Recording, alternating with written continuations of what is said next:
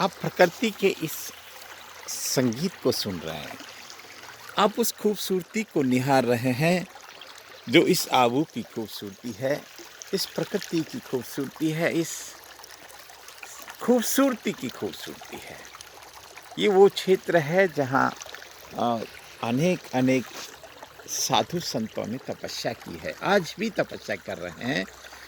ये आबू का नाम आते ही हमको एक आध्यात्म का एक बहुत बड़ा जिसको कहें कि सेंटर दिखाई देता है।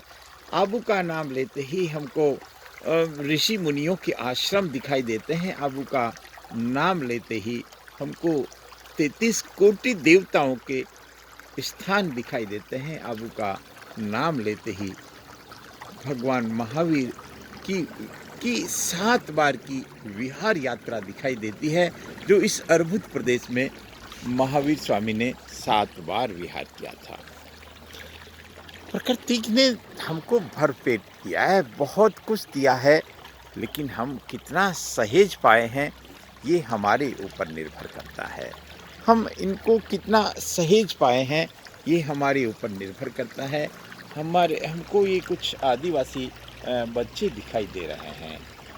ये प्रकृति के साथ जीते हैं, ये प्रकृति के साथ खेलते हैं, प्रकृति के साथ रमते हैं और इस प्रकृति को सहेजते भी हैं। प्रकृति का दोहन नहीं करते। इनकी जितनी आवश्यकता होती है उतना प्रकृति से जल लेते हैं, उतना प्रकृति से पुष्प लेते हैं, उतना प्रकृति से लेते हैं। और आप देख सकते हैं दूर दूर तक ये इन पहाड़ों से निकलने वाली नदी आज तक बह रही है। बरसात को गए कई महीने बीत गए, पर मुझे लगता है क्योंकि प्रकृति के यहाँ कभी कोई चीज़ खूटती नहीं, प्रकृति के यहाँ कभी कोई किसी चीज़ का कोई अंत नहीं होता। अगर अंत होता है तो हमारे अति दोहन के कारण होता है। अगर कभी अंत होता है तो हमारे प्रकृति के जिसको कहें कि हम हमारी लालच के कारण होता है, हमारे उस जिसको हम कहें कि हम कभी संतुष्ट नहीं होते उसके कारण होता है।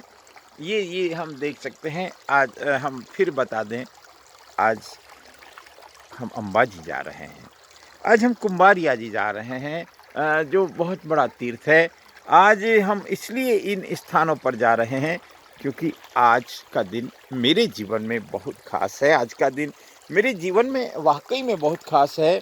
मैंने कभी सोचा नहीं था कि अलवर ज़िले के एक छोटे से गांव में रहकर हम कभी इस आबू की महान यात्रा के हम साक्षी बनेंगे। कभी हमने सपने में भी नहीं सोचा था कि बड़े बड़े तीर्थों के हमको दर्शन होंगे। कभी वाकई में नहीं सोचा था कि मनुष्य होने का हमको जिसको कहें कि जो सार्थक कहता है वो हमको प्राप्त होगी, लेकिन हो रही है। ये हमारे प्रारब्ध के कारण है। ये हम आज प्रकृति के बहुत नज़दीक पहुंच गए हैं। हम उन साधु संतों के साथ अनेक संतों के साथ हमको सौभाग्य प्राप्त होता है। और वर्तमान में सिरोही टेम्पल्स देवनगरी के देव दर्शन की जो यात्रा है, जो अनंत की यात्रा है, जो प्रकृति की यात्रा है, जो संत महात्माओं की यात्रा है, जो